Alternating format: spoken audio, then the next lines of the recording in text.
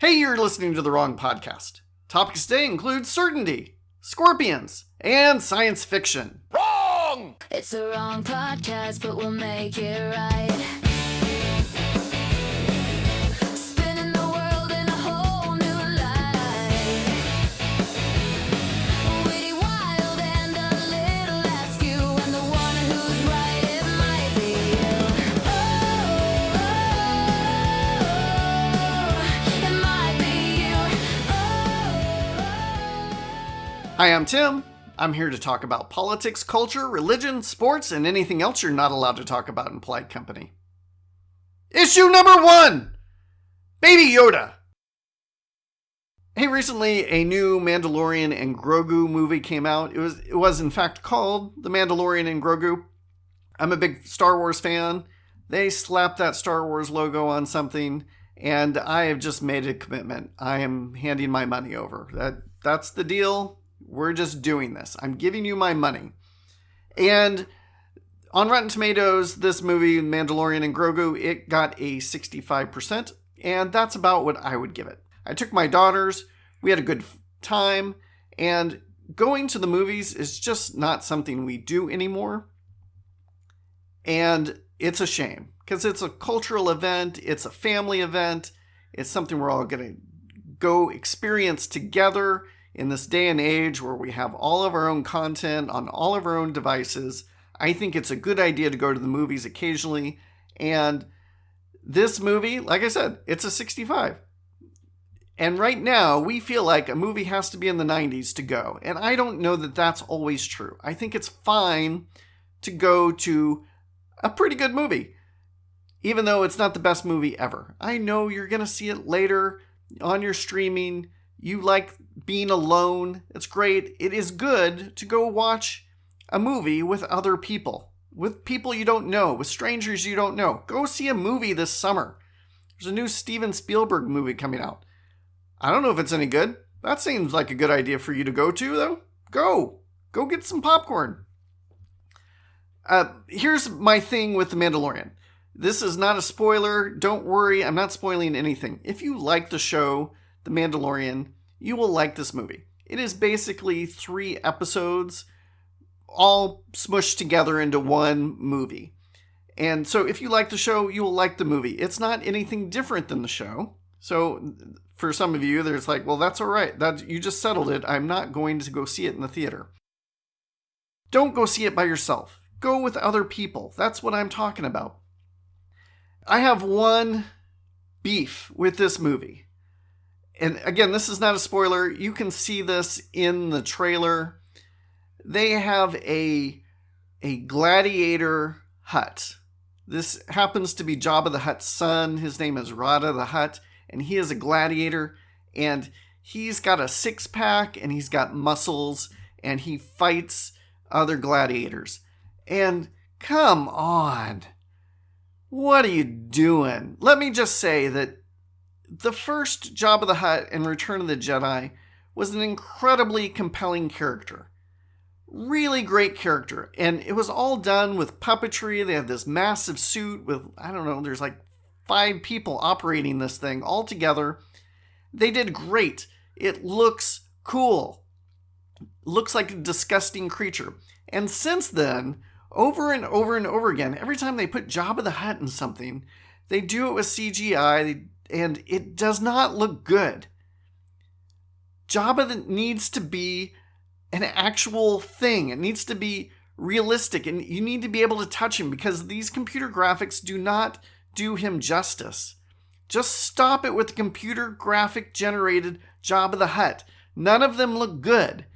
They started doing this, I don't know, like 35 years ago, trying to put Jabba the Hutt back in with the computer.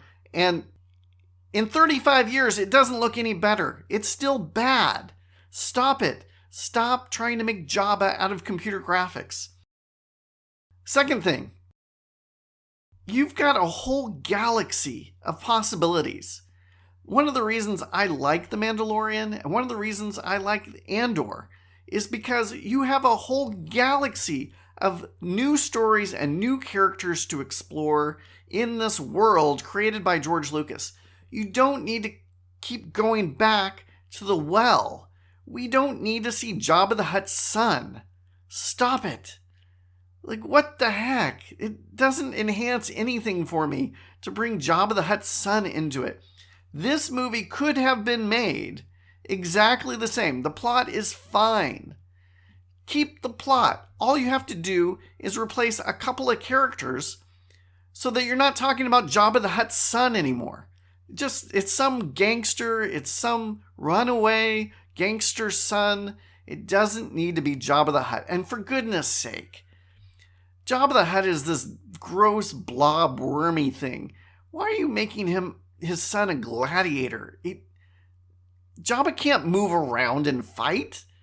That's part of the intrigue of Jabba the Hutt, is he's got all this power and he's just this fat blob. Anybody could walk up and kill him. He can't stop them. He's so fat and gross. He just has this personal power. And you're going to make him fight? You're going to make his son fight? What? You're ruining the character of Jabba the Hutt. Stop it. No more Jabba the Hutt. I bring all this up. I saw a quote just after I saw the movie, and Tony Gilroy is the writer and director of Andor. And I really liked Andor. I think you should watch Andor. Even if you're not really big into Star Wars, particularly if you're not really big into Star Wars, you might really enjoy Andor, because there's no space lasers and force and flying princesses. It's just a drama about people living in an impressive empire. And you don't know the politics of everything. You don't know who's in charge. These are just people struggling through what to do about life under this totalitarian state. And Tony Gilroy, he said something to the effect of, I came to Star Wars and I was determined not to take all the toys out of the toy box. I needed to take some of the toys out, but I was going to leave more toys in the toy box than I took out. And I wish that the people who made Mandalorian and Grogu would have considered that when they were thinking about putting Jabba the Hutt's son into this movie. We don't need you to mention Jabba the Hutt for us to like this movie. We like it because of all the other worlds and creatures and space that has already been brought into the environment. Issue number 2, Twice Stung. There was a primary election in Texas recently, and this was involving incumbent Senator John Cornyn and Texas Attorney General John Paxton. What's his first name? John Paxton? Ken Paxton. That's his name, Ken Paxton. And for my money, Ken Paxton is the most disgusting, corrupt individual in politics right now. And that's saying something. That is really saying something. And Ken Paxton won this election, and I don't know that there's a deeper sign that the Republican Party has lost its way and completely abandoned the idea that it needs to be the front runner on morality and ethics and integrity, because Ken Paxton is none of those things. He is corrupt. He's so corrupt, he was impeached by the Republicans in Texas. He wasn't removed from office, which is an indictment on the Republicans in Texas, but he was impeached because he was funneling money. He was funneling state money to buy houses for his mistress. Just blatant corruption. He should be in jail. Instead, he won the primary and will be seeking election to be a United States Senator. And he was able to win this election in part because Donald Trump endorsed him. And of course, Donald Trump endorsed him. Donald Trump likes people like Paxton who offer one thing to Donald Trump, and that is full loyalty. They also offer something else, and that is their gross, disgusting character. Trump looks good with people like this around him. It makes him look normal. He doesn't have to worry about people coming after him because their character is less than desirable itself. And John Cornyn has said everything right about Donald Trump. He just wasn't very convincing about it. Nobody actually believed him because John Cornyn is a man of integrity. And nobody could actually believe what he was saying. And if you're not fully behind Donald Trump, you don't count as a Republican right now. That's the only thing that matters. There is actually quite a bit of political diversity in the Republican Party right now, as long as you answer one question correctly. And that is, what do you think of Donald Trump? John Cornyn loses this primary election, and he took to Twitter and he posted this recently. An old but apt fable. A scorpion wants to cross a river but cannot swim, so it asks a frog to carry it across. The frog hesitates, afraid that the scorpion might sting it, but the scorpion promises not to, pointing out that it would drown if it killed the frog in the middle of the river.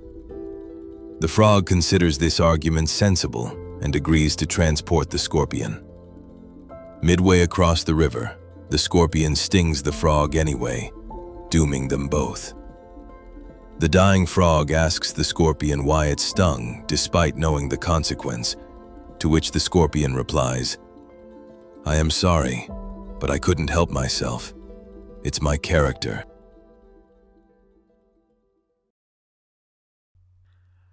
Someone saw what Cornyn had to say by not so transparently posting this parable on X, and her name's Charlotte Clymer, and she responded, Ooh, are we sharing fables? I got one for you. So, there's this frog that enters public service, presumably for the right reasons.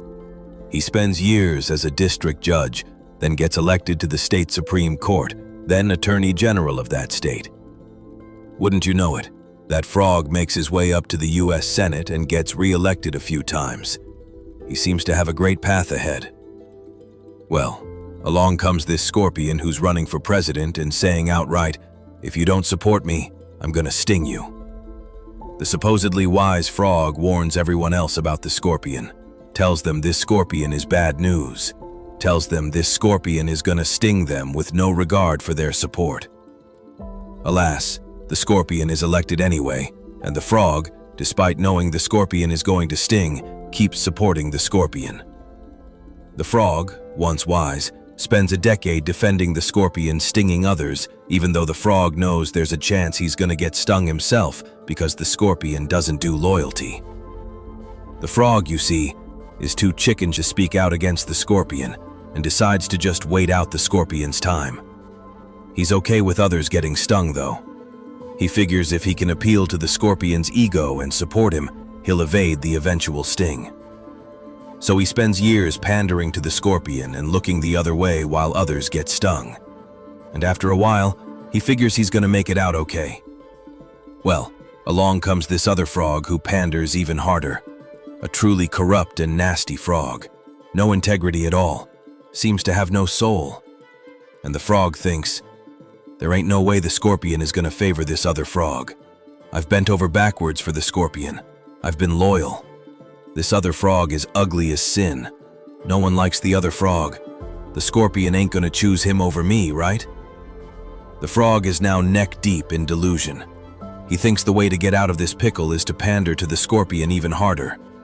He even tries to get a highway named after the scorpion. Well, it didn't work.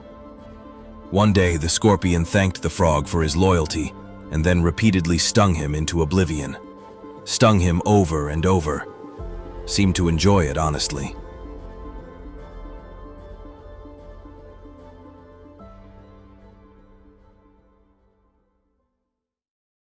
I think that is apt. Loyalty is a one-way street for Donald Trump. That is obvious to all. It doesn't matter if you're a principled conservative or you're a populist MAGA type. If you break with the president, you're going to the bottom of the river. This triggered a memory for me because Donald Trump used to read a poem when he was first running for president called "The Snake," and I think it's only apt for you to hear the president himself read The Snake. Who has heard the poem called The Snake? So I have it. Does anybody want to hear it again? You sure? Are you sure?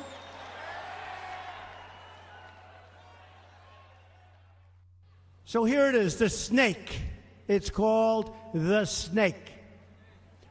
On her way to work one morning, down the path along the lake, a tender-hearted woman saw a poor, half-frozen snake. His pretty-colored skin had been all frosted with the dew. "Poor thing," she cried, "I'll take you in, and I'll take care of you.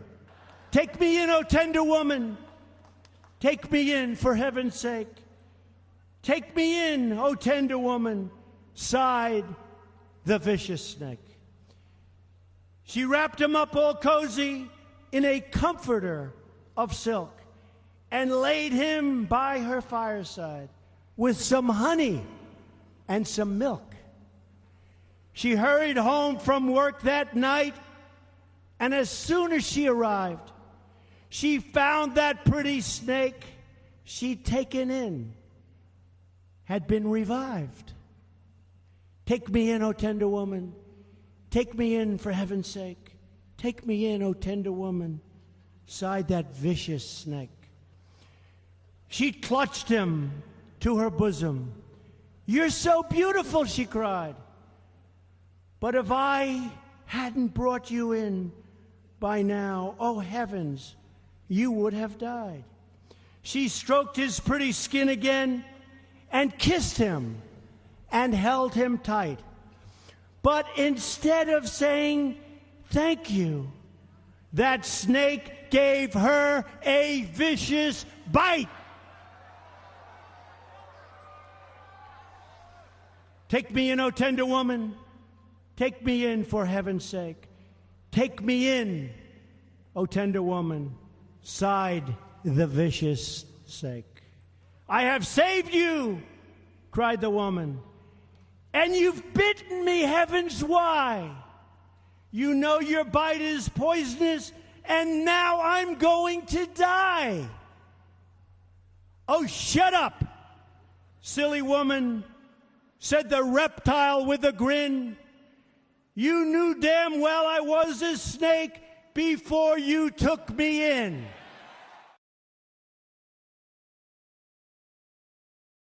Hey, it's time. What are the rules? Oh, what are the rules? What are the rules? Don't touch my fries or my garden tools. Oh, what are the rules? Yeah, I got my quirks. Follow them closely and I promise it works. I was recently out to lunch with my friend Eric. We went to a place called Mod Pizza. It's one of those places where you create your own pizza and they put it in the oven, you know, Kramer's idea. And they have these sauces they put on your pizza at the end. You can choose ranch or buffalo sauce. And they have this fig balsamic thing. And the only issue is I don't want this stuff all over my pizza. I just want a little bit to dip the crust in when I'm down to just the crust. And they always have given you a side of this sauce if you asked for it. So they said, "Do you want any, topping on your pizza?" And I said, "Yes, I'd love the fig balsamic whatever on the side." And he goes, "Oh, we charge for on the side now. That will cost you 80 cents. Do you want it on the top or not?" And I said no, because I mostly didn't want to go through the hassle of paying 80 cents for this sauce, for this whatever fig balsamic dressing thing. And I was saying to my friend Eric, what I wanted to say was, hey, I want you to give me exactly the amount you were going to put on top of the pizza, but why don't you just put it on the side instead? Why don't we do that? To which Eric pointed out, it's the cup. They want to charge you for the cup. And I get it. They want to charge you for the stupid plastic cup. It's so true. Just give me the sauce. Why are you charging me for the cup? How about you do this instead? You've got that little plate that you're putting the pizza on. Give me another plate and put just the same amount of sauce that you would have put on top of the pizza, but sprinkle it on that plate instead. That's the rule. Remember, I want to know what's wrong with you. What's wrong with you? If you'd like to submit a question, topic, or tell me how I was wrong, you can email me at listen@thewrongpodcast.com or submit a comment at my website, thewrongpodcast.com, and help me spread the wrong message. If you like what you hear, share it with your friends. Now it's time for my favorite part of the show. I was wrong. I was wrong. Oh, I was wrong.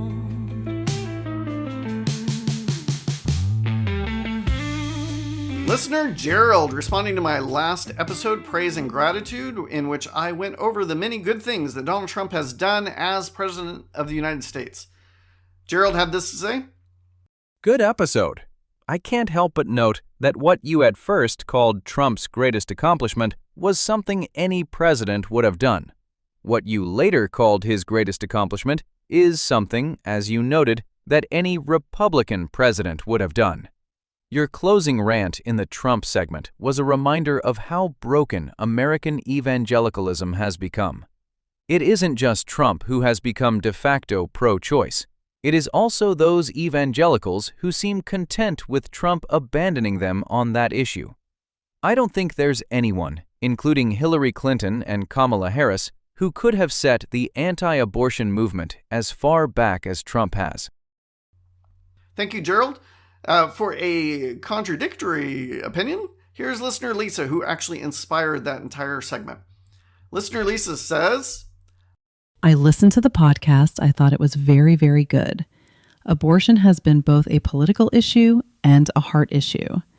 Politically, what could be done has been done. That may be why it's not on the platform anymore.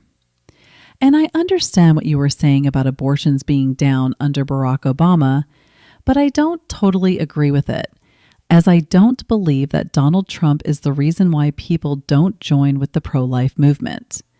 You did an excellent job talking about all the things Donald Trump has done right. I don't blame you for not liking him. Thank you, Lisa. And I actually agree with you in part that Donald Trump is not the reason people don't join the pro-life movement. But I truly believe, I'm going to hold fast to the idea that he is a major obstacle in encouraging other people to join with us. You cannot make a moral argument with someone like Donald Trump in your coalition. Listener Brian. You are so wrong about Lena Khan. It is a travesty for us normies that she was forced out. She was trying to protect the people and the government from the corrupt and monopolistic telecommunications companies through net neutrality. And she was not sending the billionaires to Trump. They knew he would win and didn't want to be on his bad side. Look at what Anthropic is going through right now. Listen, I would love to debate net neutrality because that is a normal times topic. That would be great. Let's talk about net neutrality because it's something I actually changed my mind on. I used to believe, as Brian did, and then I changed my mind. And I absolutely disagree with Brian on net neutrality. Unfortunately, we are not in the normal times and nobody cares about net neutrality. Issue number 3, contradictions. Hey, as a lifelong, true believing, committed evangelical Christian, there are some things that have struck me about Christianity where we deal with contradictions in a different way. There are contradictions in our faith and in the Bible, and that may scandalize some of you. You might be saying, what are you talking about? That's not true. And let me just point out a few, and I don't believe they're a big deal. Some of them are a big deal, actually, but we don't treat them as a big deal. But the first one is, it's found in Titus 1:12. And Paul is writing, and he's complaining about the people on the Isle of Crete. And he says, one of their own prophets has said it. Cretans are always liars, evil brutes, lazy gluttons. And, this doesn't necessarily fit in with our current feelings on how you talk about other people, other cultures. But people have pointed out that the Bible is false, or they've tried to point out that the Bible is false because of the self-contradictory line in Titus. One of their prophets has said, one of the Cretan prophets has said that Cretans are always liars. So the prophet is a Cretan, so that means he's always a liar, and he's saying that the other Cretans are always liars, so that means they can't all be liars. And thus the Bible is false. And this is just silly. It's ridiculous. It's so easy to overcome this. First, saying that Cretans or any group of people are always liars doesn't mean that everything they say is a lie. The prophet did not say everything they say is always a lie. He said they're always liars. That means they're prone to lie on occasion about some things. Second, the prophet is employing something known as hyperbole. It is a poetic device. You need to understand that it is a poetic device. It is not meant to be taken literally. He is intentionally overstating something to make a case. That is fine to do. It doesn't mean the Bible is false, because the Bible also engages in hyperbole, because the reader knows that it's a poetic device. Another example of this from the Old Testament, in the book of Judges and Joshua and 1 Samuel, in particular in 1 Samuel, the Bible talks about how the Israelites wiped out this other group of people. They erased them from the face of the earth. They killed everybody, men, women, children, and all the animals. And this is something that people frequently are troubled by, because this would be genocide. And we're not cool with genocide for good reason. Genocide is not okay. But a couple of chapters later, the same people who have just been described as having been wiped off the face of the earth are causing problems for the Israelites again. So what is going on? Is this a contradiction? Were they wiped off the face of the earth or not? Well, this was written at a time when everybody talked about defeating their enemies in exactly the same way. It was a poetic device. If I say that the New York Yankees killed the Boston Red Sox, you don't file murder charges against the New York Yankees. You know that I'm being hyperbolic. I'm using larger than life language to describe how badly the Yankees beat the Red Sox. You know, in the context of sports, that murder did not just happen. And when you read the Bible, this is probably the first thing I want to tell everybody about reading the Bible. You have to read everything in the same way that the people it was written to would have read it. So if you're reading something that was written 2,000 years before Jesus was born, you need to read it in the way that those people 2,000 years before Jesus was born would have read it. If you're reading something 40 years after Jesus died, you need to read that in the way that first century Christians would have read it. And those could be totally different things. This is called genre. You're reading it within the genre. And this is how histories were written at the time, that they inflated their numbers, they inflated their victories. It doesn't mean they were lying. Everybody understood how it was being written and why it was being written that way. It was patriotism. It was nationalism. And the Bible writes within the genre of the people at the time. Not a contradiction. Here's a contradiction, though. And everybody is okay with this contradiction. We like this contradiction. And that is that God is described both as just and merciful. This is a complete contradiction. You cannot be just and merciful. Justice means getting what you deserve. And justice is very good news if you've done the right things, and very bad news if you have not done the right things. And we want justice. When justice isn't around, we hate it. We want justice to be in place because we want to get what we deserve, and we want to make sure that the people who aren't behaving appropriately or who are being evil, that they get what they deserve as well, and that is justice.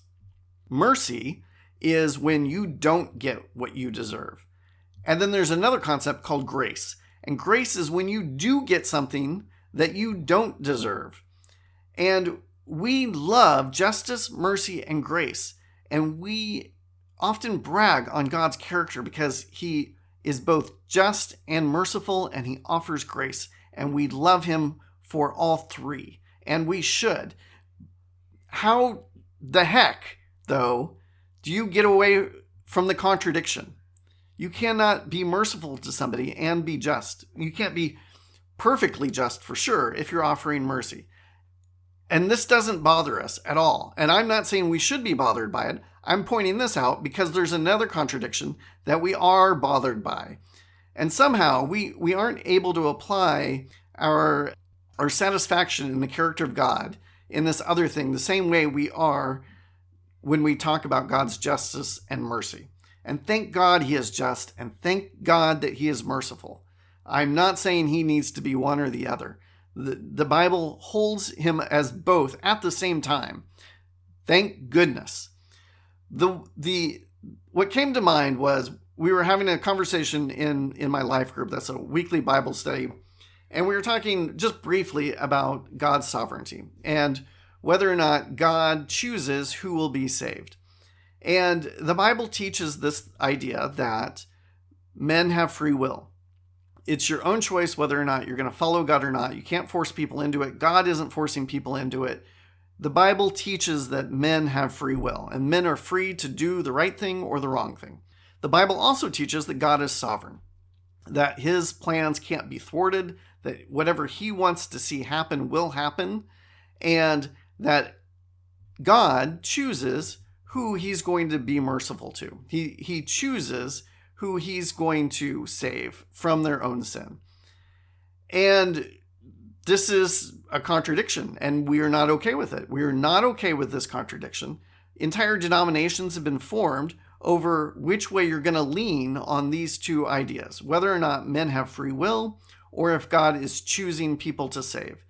And we're just not okay with it. We need resolution on this one. We don't need resolution on justice and mercy, but we do need resolution on this one.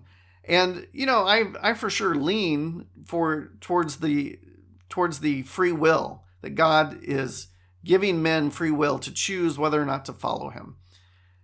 I can't get away from all the verses that say he's sovereign, and I put great hope in the idea that he has plans that can't be thwarted by my free will or other people's free will.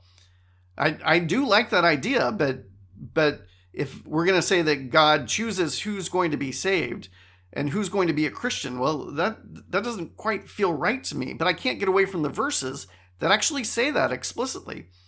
And what came to mind is that that maybe we're too small-brained.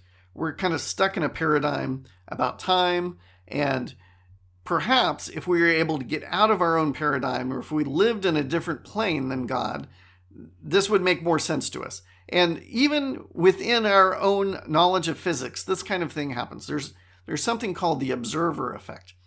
And there's an experiment called the double slit experiment. When observing electrons, I'm going to butcher this. This is very, very poor way to describe what's happening.